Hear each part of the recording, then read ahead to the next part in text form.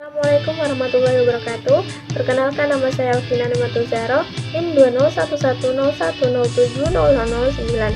Di sini saya akan menjelaskan tentang implikasi filsafat idealisme dalam pendidikan Islam ditinjau dari materi pembelajaran dan metode pendidikan.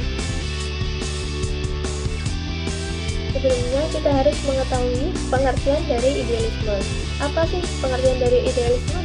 Idealisme adalah pandangan yang menganggap bahwa hal yang terpenting adalah ide-ide, sebab realitas yang sesungguhnya adalah ide-ide tersebut.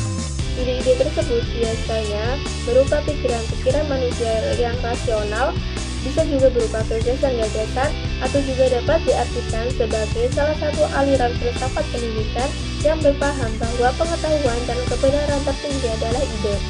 Semua bentuk realitas adalah manifestasi dalam ide. Namun, filsafat idealisme secara umum disebut sebagai filsafat abad ke-19. Namun sebenarnya konsep-konsep idealisme sudah ada sejak abad ke-14 Masehi, yaitu dalam ajaran Plato. Plato mempercayai bahwa segala sesuatu yang dapat diindrai adalah penampakan semata. Realitas yang sesungguhnya adalah ide-ide atau bentuk-bentuk asal dari penampakan itu. Sedangkan pada abad 19, pandangan ini kembali mendapat tempat dalam peraturan pemikiran. Salah satu tokoh yang sangat berpengaruh adalah Hegel. Hegel mengatakan bahwa realitas yang sesungguhnya adalah jiwa. Jiwa itulah inti dari keberadaan dunia ini. Jiwa mengambil bentuk objektif tertentu sehingga dapat diindrai dengan perantaraan dialektika. Sejarah alam pikiran manusia ini adalah refleksi dari jiwa. Ini berarti Hegel berada pada posisi idealisme subjektif atau absolut. Di samping idealisme absolut terdapat idealisme objektif.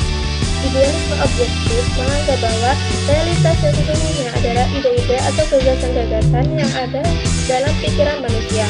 Pikiran manusia menjadi penentu sebuah kebenaran. Segala sesuatu yang dapat diindrai ini pada dasarnya hanyalah persepsi atau sensasi fisik saja, karena indera tidak mampu secara lengkap memahami seluruh realitas. Implikasi aliran idealisme terhadap materi pembelajaran dalam pendidikan. Menurut Al-Ghazali, yang merupakan tokoh penganut aliran idealisme, menyatakan ilmu pengetahuan yang dijadikan materi pembelajaran dalam pendidikan Islam dibagi kepada beberapa sudut pandang, yaitu berdasarkan pembidangan, yang kedua berdasarkan objektif, yang ketiga berdasarkan status hukum, mempelajari yang dikaitkan dengan nilai gunanya. Berdasarkan pembidangan, ilmu dibagi menjadi dua bidang, yaitu ilmu syariah sebagai ilmu teruji dan ilmu bukan syariat. Ilmu syariah sebagai ilmu teruji terdiri atas: pertama, ilmu usul atau ilmu pokok, contohnya ilmu Al-Quran, sunnah Nabi, pendapat sahabat, dan ijma. Yang kedua, ilmu furu atau cabang, contohnya fikih dan akhlak.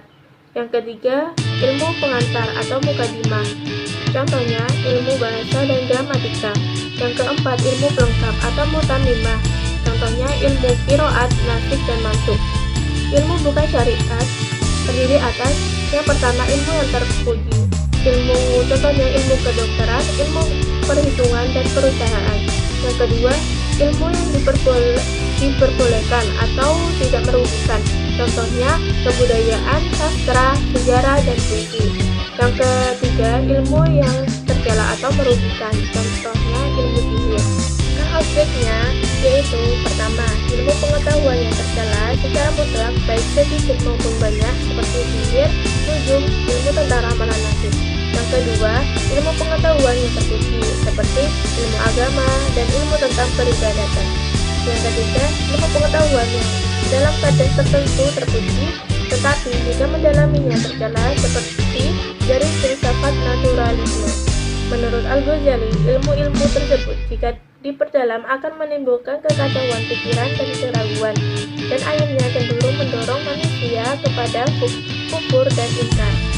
Berdasarkan status hukum, mempelajari yang dikaitkan dengan nilai gunanya, yaitu fardhu ain yang wajib dipelajari oleh setiap individu, contohnya ilmu agama dan cabang-cabangnya. Fardhu kifayah, ilmu ini tidak diwajibkan kepada setiap muslim, tetapi harus ada di antara orang muslim mempelajarinya. dari aliran idealisme terhadap metode pendidikan. Menurut Plato, metode terbaik untuk belajar adalah dialektika. Pada dasarnya, Plato percaya bahwa kita dapat mengembangkan ide-ide kita dengan cara mencapai sintesis dan konsep-konsep universal, di mana metode dialektika mencoba untuk mengintegrasikan berbagai proses belajar kepada proses belajar yang mengandung makna.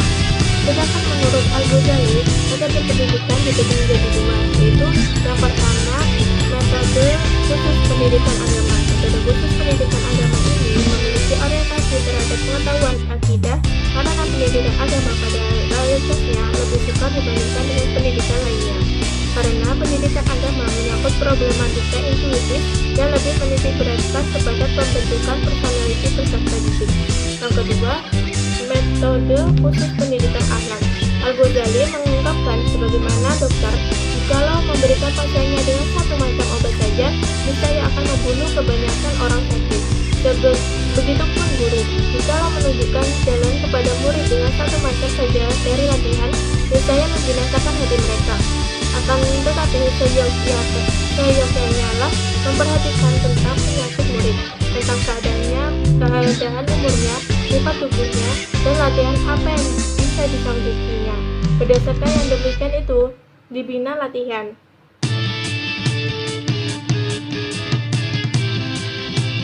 Dari keterangan tersebut, Al-Ghazali menegaskan bahwa untuk membuat diagnosis dan melakukan perbaikan akhlak anak adalah dengan menyuruhnya melakukan perbuatan sebaliknya. Layaknya bila badan sakit, obatnya ialah dengan cara menurunkan panas, atau obatnya ialah membuang penyakit itu.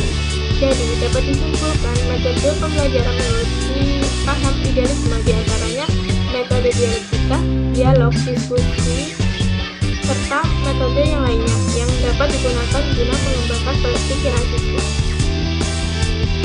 Sekian penjelasan dari saya. Wassalamualaikum warahmatullahi wabarakatuh.